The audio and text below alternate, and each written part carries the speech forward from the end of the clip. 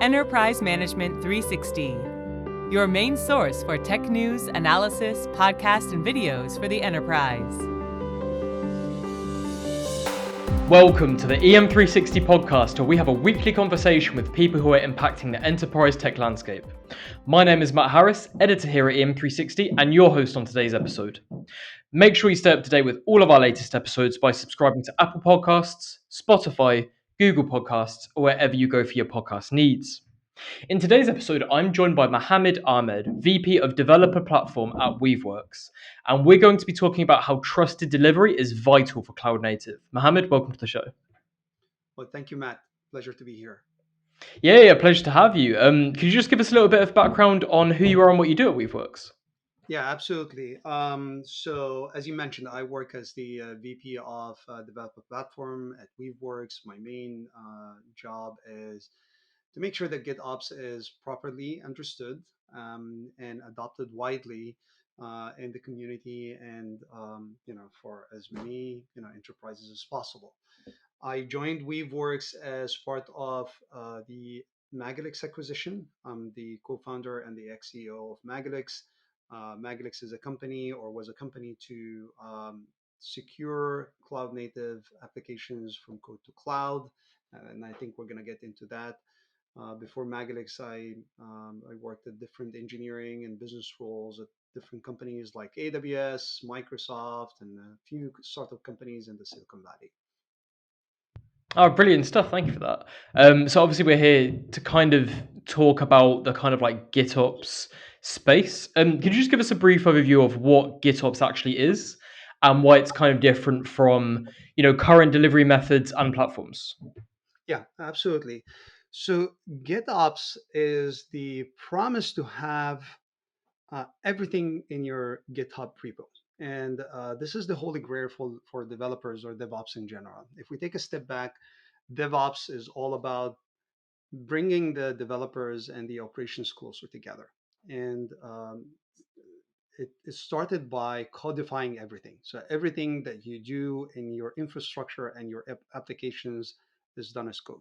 And then when it first started, it started with the operations guys have their own ways of writing code, codifying the infrastructure, and developers, of course, they have their own repos and they run their application development stack differently. So GitOps is bringing those together. This is one major change. They're bringing them together in one platform. GitHub is one of the most widely used code management systems, and we're just using it to bring as I mentioned, the ops and the development into one single system. So that's one major change. Another major change that GitOps is providing compared to existing methods of deploying applications and infrastructure is context aware or context awareness. All the current or the old ways of deploying applications and infrastructure, that's called CI/CD, continuous deployment and continuous integration. They're pushing the changes to your systems, but GitOps is all about pulling those changes into your system. And the main advantage that the pull method provides compared to the push method is that the system is aware of what kind of updates it's pulling into it. And it's making sure that whenever it pulls those updates are actually not going to bring the system down. And if there's anything wrong that is taking place, the GitOps agents or tooling is going to make sure that it rolls back to the last known configurations and the system is still up and running without any downtime or without any impact on the performance of the applications. So this is GitOps in a nutshell. Definitely there is more into that, but I just wanted to provide a very high level overview about GitOps. No, that's great. Thank you so much for defining that. So kind of like moving on to kind of the security side of things. Could you just kind of tell us what is security as code, and why do we need it for the cloud native applications? Sure, absolutely. The same pattern that took place between the ops and developers is also taking place right now between ops developers and security engineers.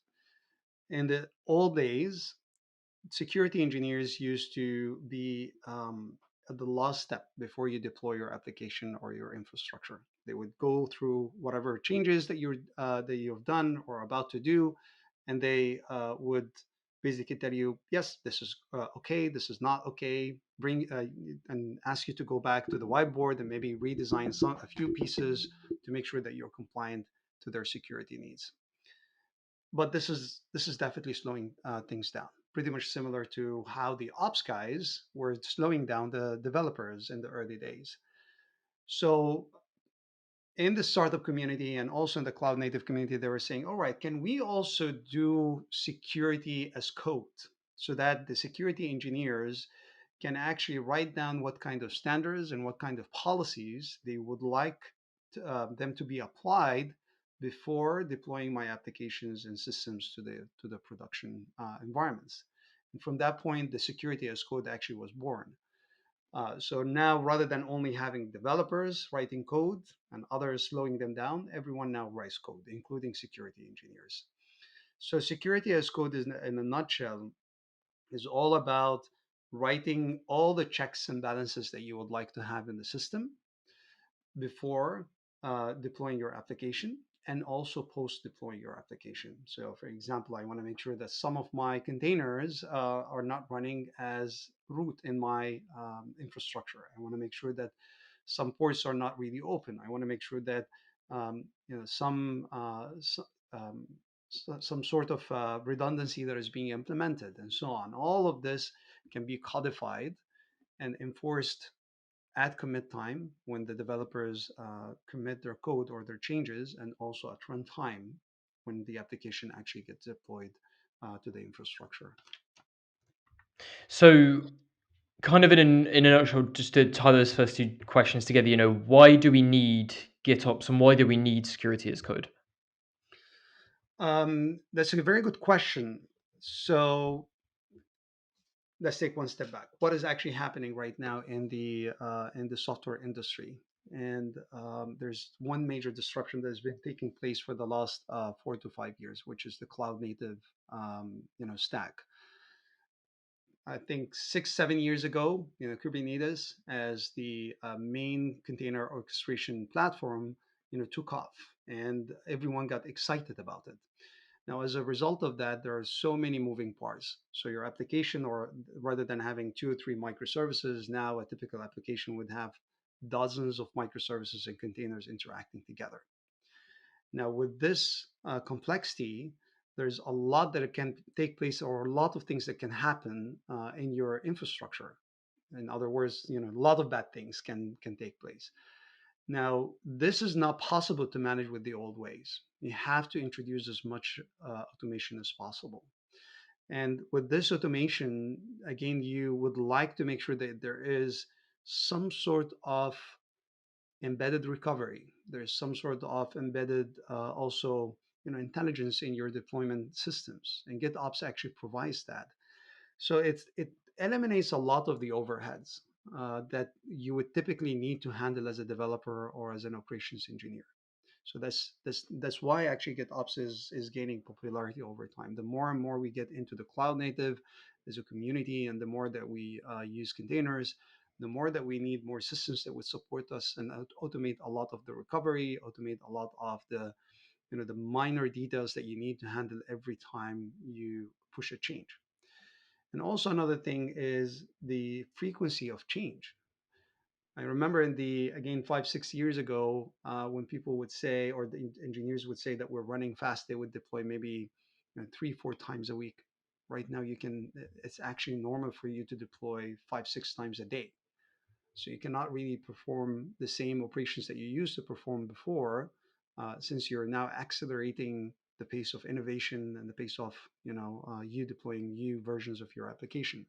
So GitOps again provides all those checks and balances and automate a lot of things for you compared to the conventional CI/CD. And just sort of to tie that into, trusted delivery. What does that entail, and why does it matter so much? Yeah, absolutely. So trusted delivery actually is one of the mechanisms that are built on top of GitOps to make sure that developers do not shoot themselves in the foot. So let's say you're now making a change, and you want to make sure that this change is not violating certain business requirements or certain security requirements. So trusted delivery is all about running policies on top of your code, and those policies are going to check whether you're compliant with those standards or not.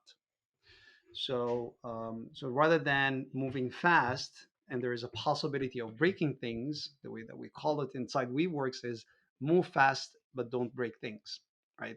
The opposite of Facebook mantra, which is, they want people to break things. No, when in enterprise infrastructure, and when it comes to something that is really critical for your business, you still want to move fast and innovate quickly, but you do not want to break things. So trusted delivery is all about that. Again, move fast but do not break things.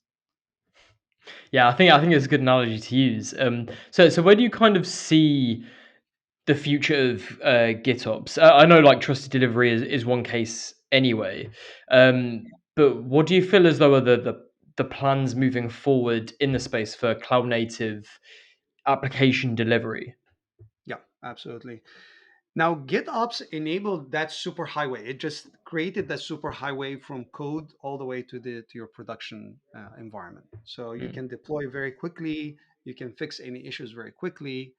But now the question is, how do I make sure that I am deploying reliable, efficient, and secure applications since using the GitOps?